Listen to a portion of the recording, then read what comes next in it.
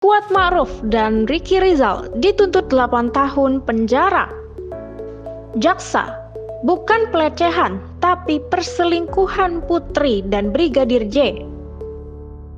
Pesawat jatuh, 68 penumpang terbakar.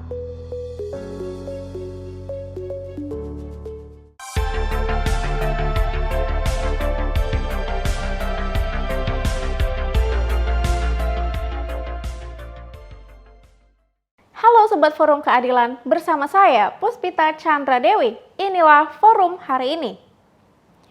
Akhirnya, sidang panjang kasus pembunuhan Brigadir J menemui titik terang. JPU menuntut Kuat Ma'ruf dan Ricky Rizal 8 tahun penjara atas perbuatan penghilangan nyawa Brigadir J pada 7 Juli 2022 lalu. Kuat Ma'ruf, salah satu terdakwa dalam perkara pembunuhan Brigadir Nofriansah Yosua Huta Barat, dituntut hukuman 8 tahun penjara.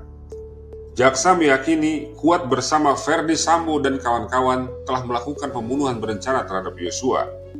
Hal itu disampaikan jaksa penuntut umum dalam sidang pembacaan tuntutan di Pengadilan Negeri Jakarta Selatan Senin 16 Januari 2023. Menurut jaksa, Kuat telah melanggar pasal 340 KUHP, junto pasal 55 ayat 1 ke 1 KUHP. Jaksa juga menyatakan tidak ada alasan pemaaf bagi sopir keluarga Ferdi Sambo itu. Hal yang memberatkan bagi Kuat adalah perbuatannya telah menghilangkan nyawa Yosua, berbelit-belit dan tidak menyesali perbuatannya. Sementara hal yang meringankan, Kuat berlaku sopan di persidangan, belum pernah dihukum dan hanya mengikuti kehendak jahat pelaku lain. Jaksa mengatakan Kuat Ma'ruf sudah mengetahui rencana penembakan Yosua. Hal itu terbukti dari inisiatif dan kehendak sendiri dia membawa pisau di dalam tas selempangnya. Kasus pembunuhan ini awalnya coba ditutupi dengan skenario tembak-menembak antara Yosua dan Barada Eliezer. Pemicunya adalah tudingan pelecehan seksual terhadap istri Sambo, Putri Chandrawati. Belakangan, polisi menyatakan tidak ada pelecehan di rumah dinas Ferdi Sambo. Polisi menetapkan 5 orang sebagai tersangka dalam kasus pembunuhan berencana terhadap Yosua. Selain itu, ada 7 polisi yang dijerat sebagai tersangka dalam kasus perusakan CCTV sehingga menghambat penyidikan kasus pembunuhan Yosua.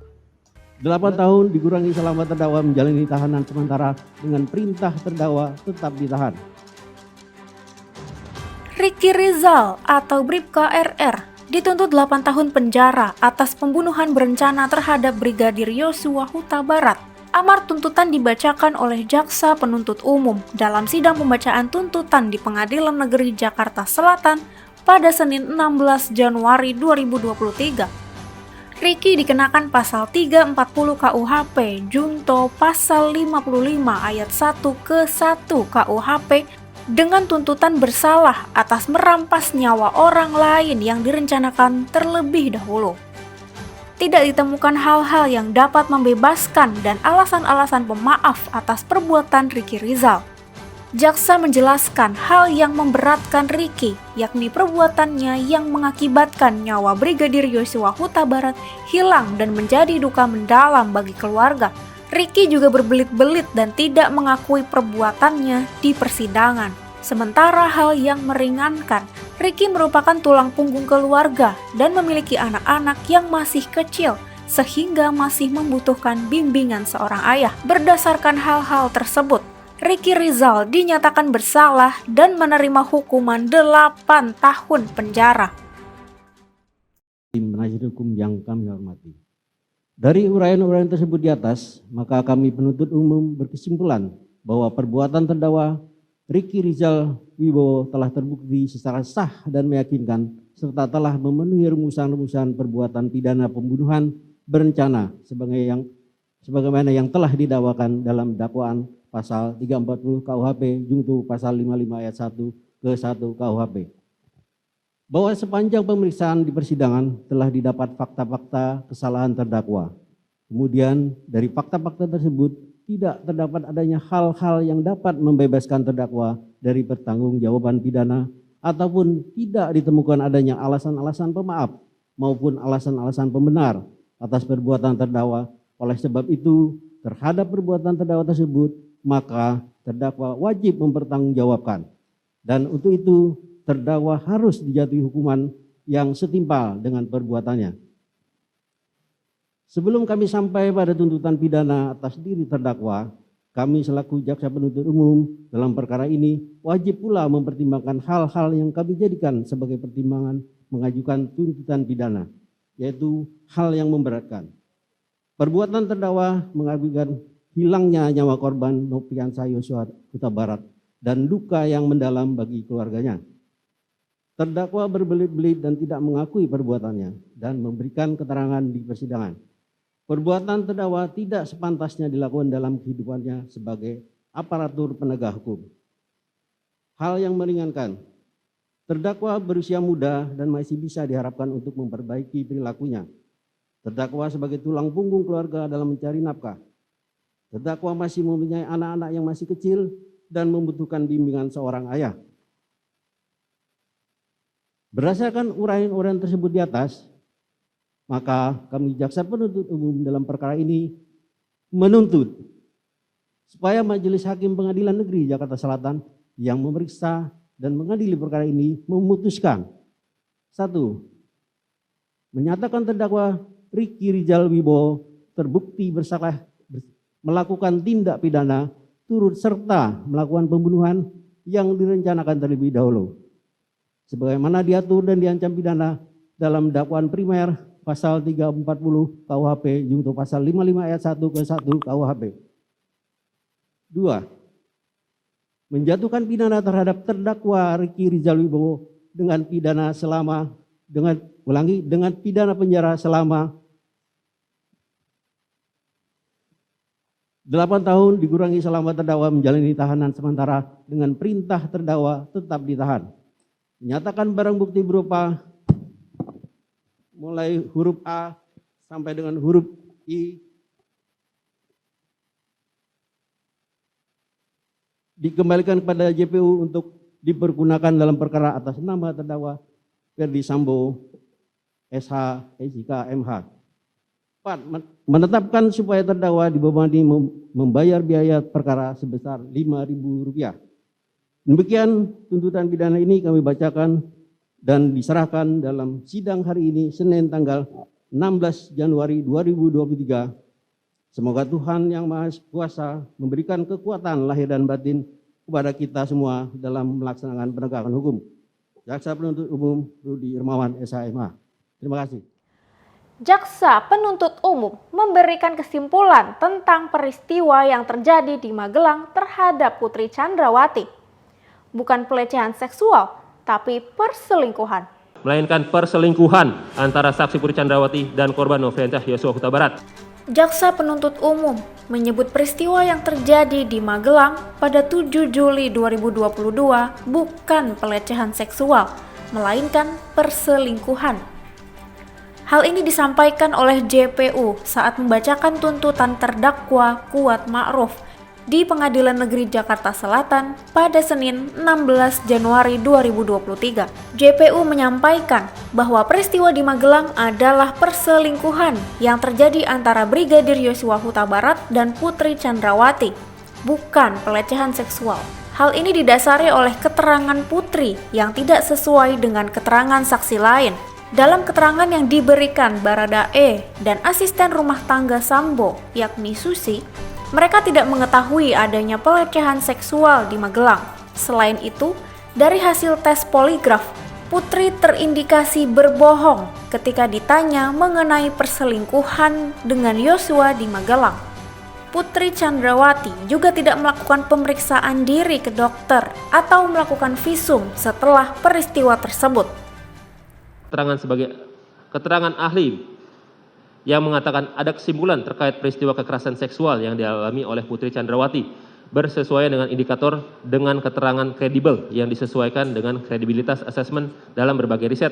Terdapat 7 indikator dalam keterangannya memenuhi, ada detail informasi, ada akurasi yang bersesuaian dengan pihak lain, dalam hal ini Richard Eliezer Pudiang Lumiu, Ricky Rizal Wibowo, Kuat Ma'ruf, dan Susi. Agar yang tersampaikan dapat terselesaikan secara teoritis. Kami menanggapi bahwa keterangan ahli Dr.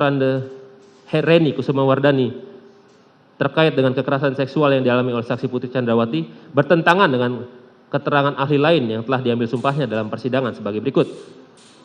Bahwa berdasarkan keterangan ahli Aji Febrianto selaku ahli poligraf dalam persidangan mengatakan bahwa saksi Putri Chandrawati terindikasi berbohong ketika diperiksa dan diberi pertanyaan apakah Anda berselingkuh dengan Joshua di Magelang, yang juga dinyatakan dalam berita acara pemeriksaan laboratorium kriminalistik nomor lab 392 9 September 2022. Bahwa berdasarkan keterangan ahli Prof. Muhammad Mustafa, ahli mengatakan pelecehan seksual dapat menjadi motif dalam perkara ini apabila dikuatkan dengan alat-alat bukti. Kemudian ahli mengatakan hasil psikologi forensik dapat digunakan namun dikuatkan oleh bukti lain, tidak boleh hanya bertumbuh pada satu saja. Bahwa berdasarkan keterangan saksi Beni Ali dan Susanto Haris mengatakan bahwa saksi Putri Chandrawati mengatakan adanya kekerasan seksual yang dialami di rumah Duren 3 pada tanggal 8 Juli 2022 dan pada akhirnya diketahui bahwa tidak ada kekerasan seksual yang terjadi di rumah Duren 3 pada tanggal 8 Juli 2022. Bahwa berdasarkan keterangan saksi Richard Eliezer Pudiang Lumiu dan keterangan saksi Susi menyatakan bahwa tidak mengetahui adanya pelecehan di rumah Magelang pada tanggal 7 Juli 2022 sehingga keterangan para saksi ini tidak sesuai dengan keterangan ahli Reni Kusumawardani yang menyatakan bahwa kesesuaian informasi mengenai pelecehan seksual yang dialami oleh saksi Putri diperoleh dari keterangan Susi dan saksi Richard Eliezer Pudiang Lumiu. Kemudian dikaitkan dengan keterangan saksi Putri Chandrawati yang tidak mandi, membersihkan badan maupun mengganti pakaian setelah adanya dugaan pelecehan seksual, padahal ada saksi Susi sebagai ART perempuan yang dapat membantunya. Tindakan saksi Putri Chandrawati yang sama sekali tidak memeriksakan diri ke dokter pasca dugaan pelecehan seksual, padahal saksi Putri Chandrawati adalah merupakan seorang dokter yang sangat peduli dengan kesehatan dan kebersihan.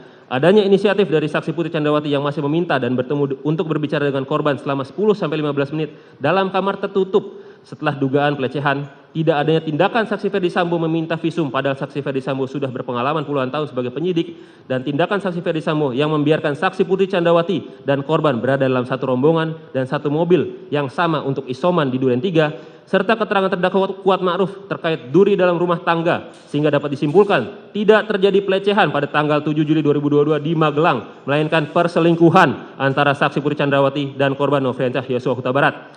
Bahwa pada hakikatnya hakim tidak terikat pada pendapat seorang ahli jika pendapatnya tersebut bertentangan dengan keyakinannya sebagaimana putusan MA tanggal 17 Maret 1962. Dalam buku pembahasan dan permasalahan KUHAP yang mengatakan dalam keadaan tertentu keterangan beberapa ahli dapat dinilai sebagai dua atau beberapa alat bukti yang dapat memenuhi prinsip minimum pembuktian yang ditentukan pasal 183 KUHAP. Alasan yang memperkuat alasan tersebut adalah apabila keterangan para ahli tersebut diberikan dalam bidang keilmuan berbeda dan apa yang diterangkan oleh para ahli tersebut bukan mengenai satu hal atau keadaan yang sama, tetapi mengenai dua hal atau keadaan berbeda antara yang satu dengan yang lain, namun saling bersesuaian. Kemudian apabila dihubungkan dengan keterangan ahli mengenai adanya kekerasan seksual yang dialami oleh saksi Putri Chandrawati bertentangan dengan keterangan ahli lain maupun keterangan saksi, sehingga keterangan ahli mengenai kekerasan seksual yang dialami oleh saksi Putri Chandrawati tidaklah dapat diterima sebagai alat bukti yang sah sebagaimana diatur pasal 188 KUHAP. Kabar duka datang dari salah satu maskapai penerbangan Nepal. Yeti Airlines jatuh dan menewaskan puluhan orang pada Minggu 15 Januari lalu.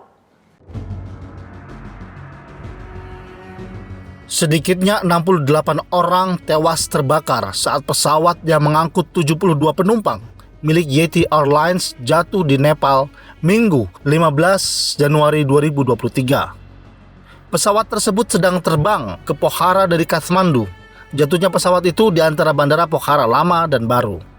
Badan pesawat jatuh dan terbelah. Satu bagian terbakar di lereng bukit, bagian lain jatuh ke ngarai sungai. Korban yang berada di dalam pesawat ATR-72 bermesin ganda itu, di antaranya 3 bayi dan 3 anak. Ratusan petugas penyelamat tampak kesulitan karena harus menjelajahi lereng bukit untuk mencapai lokasi karena berada di jurang dekat dengan bandara. Pencarian korban dilakukan hingga malam hari, kemudian dihentikan untuk dilanjutkan esok hari. Pesawat itu jatuh di tengah cuaca cerah dan tidak ada indikasi yang menyebabkan kecelakaan itu. Hum Bahadur, warga setempat yang melihat peristiwa itu mengatakan bahwa sebelum jatuh pesawat itu tampak bergetar, lalu oleng ke kanan dan ke kiri, kemudian menukik jatuh.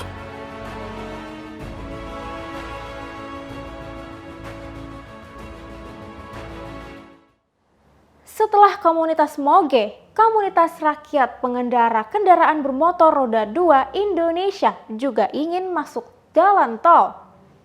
Surat terbuka atas permintaan ini disampaikan kepada Menteri Perhubungan. Komunitas sepeda motor gede atau MOGE meminta akses menggunakan jalan tol. Mereka bahkan membuat surat terbuka kepada Presiden Joko Widodo terkait aspirasi tersebut. Belum lagi keinginan itu direspons Presiden, kini muncul keinginan serupa dari kelompok pengguna sepeda motor lainnya, yakni Komunitas Rakyat Pengendara Kendaraan Bermotor Roda 2 Indonesia. Andreas Andoyo, koordinator komunitas tersebut, sudah menulis surat terbuka kepada Menteri Perhubungan Budi Karya Sumadi terkait aspirasi kelompoknya. Pihaknya ingin agar semua jenis sepeda motor boleh masuk jalan tol. Hal itu untuk mengurangi kepadatan kendaraan di jalan raya. Menurut pria asal Pringsewu, Lampung tersebut, jika keinginan kelompok MOGE bisa masuk jalan tol dikabulkan, maka semua jenis sepeda motor harus diberikan akses yang sama. Assalamualaikum warahmatullahi wabarakatuh. Kami dari Komunitas Rakyat Perkendaraan Roda 2 Indonesia membuat surat terbuka kepada Menteri Perhubungan Republik Indonesia, Bapak Dr. Budi Karya Sumadi. Langsung saja dengan bahasa rakyat. Akhir-akhir ini, kelompok atau komunitas motor gede mengusulkan untuk bisa melewati jalan tol. Kami dari Komunitas Perkendaraan Roda 2 Republik Indonesia juga akan mengusulkan kepada Bapak Menteri untuk bisa melewati jalan tol. Apa bedanya motor gede berkendaraan roda 2 dengan motor kecil beroda 2? Andoyo juga mengusulkan di dalam jalan tol nantinya perlu dibuat sekat seperti di jembatan Suramadu. Sekat dimaksud khusus untuk kendaraan roda 2 tanpa kecuali, baik motor gede maupun motornya wong cilik alias mocil. Hal ini mengingat seringnya pengendara sepeda motor menjadi korban kecelakaan. Kiai Pondok Pesantren di Jember, Jawa Timur ditetapkan sebagai tersangka pencabulan terhadap santrinya. Namun, penetapan tersangka ini dipertanyakan karena ternyata tak ada korban yang melaporkan. Fahim Mawardi, pengasuh Pondok Pesantren Al-Jalil 2 Jember, telah ditetapkan sebagai tersangka oleh Polres Jember dalam kasus dugaan tindakan pencabulan terhadap sejumlah santrinya. Fahim ditetapkan dengan pasal pencabulan anak di bawah umur yang terdapat dalam Undang-Undang Perlindungan Anak Nomor 35 Tahun 2014. Meski telah ditetapkan sebagai tersangka, Fahim belum ditahan pihak kepolisian dan masih berada di pondok pesantren lantaran dirinya dianggap cukup kooperatif. Andi Putra, kuasa hukum Fahim, mempertanyakan dasar penetapan tersangka itu karena hingga saat ini tidak ada korban yang membuat laporan dan tidak diketahui siapa dan berapa jumlah korban. Karena itu pihaknya sedang mempertimbangkan untuk membuat pra-peradilan. Fahim sendiri menyangkal semua tuduhan pencabulan guru dan santri di pesantren miliknya itu yang dilaporkan sang istri. Fahim sesumbar, jika ada barang bukti yang bisa ditunjukkan di pengadilan, dirinya siap untuk jalan jongkok dari Jember ke Jakarta, bila perlu jalan jongkok sambil telanjang bulat. Setelah ditetapkan sebagai tersangka, Ferry Irawan menjalani pemeriksaan atas KDRT terhadap istrinya, Vena Melinda. Ferry ditetapkan sebagai tersangka setelah dilakukan gelar perkara pada Rabu lalu. Kepolisian Daerah Jawa Timur hari ini, Senin 16 Januari 2023, menjadwalkan pemeriksaan Ferry Irawan sebagai tersangka kekerasan dalam rumah tangga terhadap istrinya, Vena Melinda. Ferry ditetapkan sebagai tersangka setelah penyidik melakukan gelar perkara pada Rabu 11 Januari 2023. Kabid Humas Polda Jawa Timur, Komisaris Besar Polisi Dirmanto mengatakan berdasarkan hasil pemeriksaan sebelumnya, Ferry diduga melakukan KDRT secara psikis dan fisik terhadap Vena. Atas perbuatannya, Ferry dijerat pasal 44 dan pasal 45 Undang-Undang Nomor 23 Tahun 2004 tentang KDRT. Vena Melinda melaporkan suaminya ke polisi dengan tuduhan telah melakukan tindak KDRT. Mantan Putri Indonesia dinikahi Ferry Irawan pada Maret 2022 lalu dan baru 9 bulan menjadi suami istri. Dalam kurun itu, Ferry disebut Vena sering melakukan kekerasan kepadanya. Konon, salah satu pemicunya adalah libido Ferry yang begitu tinggi. Hampir setiap hari Ferry meminta jatah hubungan seks dan jika tidak dituruti dia akan murka kepada Vena. dalam keributan terakhir pada pekan lalu yang berujung dugaan KDRT juga bermula dari urusan ranjang. Menurut Vena, saat bermalam di Kediri, Jawa Timur, Ferry mengajaknya berhubungan badan. Namun karena lelah dan kurang enak badan, Vena menolak. Dari situlah keributan terjadi. Peristiwa aneh tapi nyata kembali terjadi di dunia kepolisian.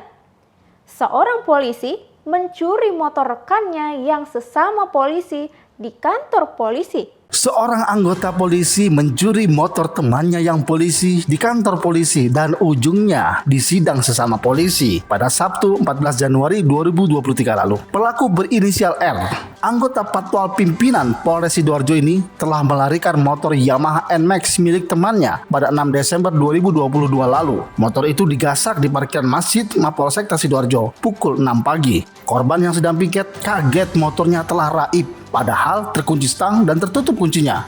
Korban pun langsung memeriksa CCTV. Anehnya, CCTV di polsek itu hanya menyala, tapi tidak merekam. Tak ada kejahatan yang sempurna. Peristiwa itu terungkap saat pelaku membawa motor curiannya di sekitar Taman Pinang, Sidoarjo. Naas, pelaku bertemu dengan korban. Namun pelaku masih bisa tenang, sebab ia telah mengganti nomor polisi dan memasang stiker untuk menyaru motor tersebut. Masalahnya, ada satu yang ia lupa, yaitu aksesori yang masih mencantol di stang. Sebab itulah ia tak bisa lagi mengelak saat si pemilik meminta kembali motornya. Dan pemilik pun membawa motor itu ke tempatnya bertugas untuk melaporkan polisi itu kepada polisi. Demi memperjuangkan hak-hak musisi Indonesia, Badai X Chris Patih resmi bergabung dengan PSI. Mantan keyboardis Chris Patih, doa di Badai Holo atau akrab disapa Badai, dikukuhkan menjadi kader Partai Solidaritas Indonesia PSI. Badai mempunyai visi misi untuk memperjuangkan hak-hak musisi Indonesia. Dia mengaku PSI memberikan ruang baginya untuk memperjuangkan hak-hak musisi dan seniman yang banyak terjadi. Peresmian bergabungnya Badai dilakukan oleh Ketua Umum PSI Giring Ganesa bersama pengurus inti di Gedung DPP PSI Jakarta Pusat Senin 16 Januari 2023. Giring Ganesa berharap dengan kader-kader berlatar belakang musisi dan profesi lainnya, mereka akan mampu memperbaiki undang-undang atau merumuskan aturan yang bermanfaat bagi masyarakat. Giring mengatakan, bersama Badai PSI siap membadaikan Indonesia. Setelah penetapannya sebagai tersangka, Revaldo menjalani rehabilitasi di Lido, Sukabumi. Namun, pihak kepolisian menegaskan rehabilitasi ini tidak menghentikan proses hukum yang dijalaninya. Aktor Revaldo resmi menjalani rehabilitasi di Badan Narkotika Nasional BNN Lido, Jawa Barat. Hari ini, Senin 16 Januari 2023. Kabid Humas Polda Metro Jaya, Kombes Trunoyudo Wisnu Andiko, kepada wartawan Senin 16 Januari 2023 mengatakan Revaldo akan menjalani rehabilitasi selama 12 bulan. Dia menegaskan proses hukum Revaldo tetap berlanjut meski dia direhabilitasi. Trunoyudo mengatakan keputusan pemberian rehabilitasi bukan hanya otoritas dari penyidik, tetapi juga didasarkan pertimbangan dari berbagai pihak.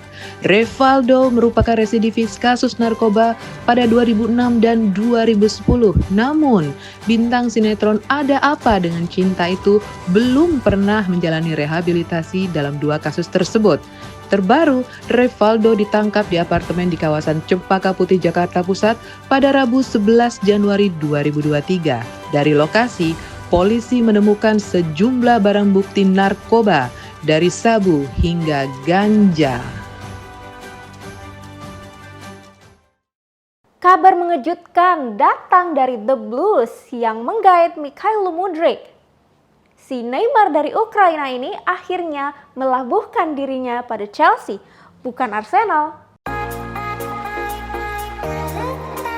Chelsea disebut telah menikung Arsenal dan menebus pemain barunya Januari ini. The Blues dikabarkan telah merampungkan transfer Mikhailo Mudryk pada Minggu 15 Januari 2023. Menurut ahli transfer Eropa Fabrizio Romano, deal harga mencapai 100 juta euro atau sekitar 1,6 triliun rupiah dengan kontrak selama 7 tahun hingga 2030 mendatang. Kabar ini menjadi heboh karena sebelumnya Mudryk sedang didekati oleh Arsenal.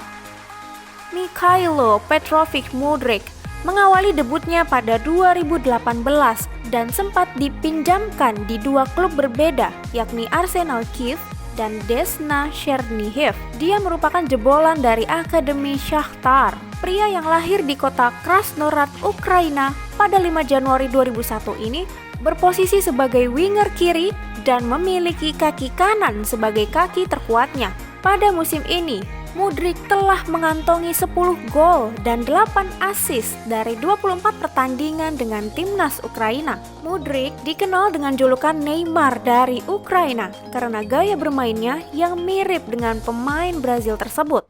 Demikian forum hari ini. Saya Puspita Chandra Dewi, sampai jumpa.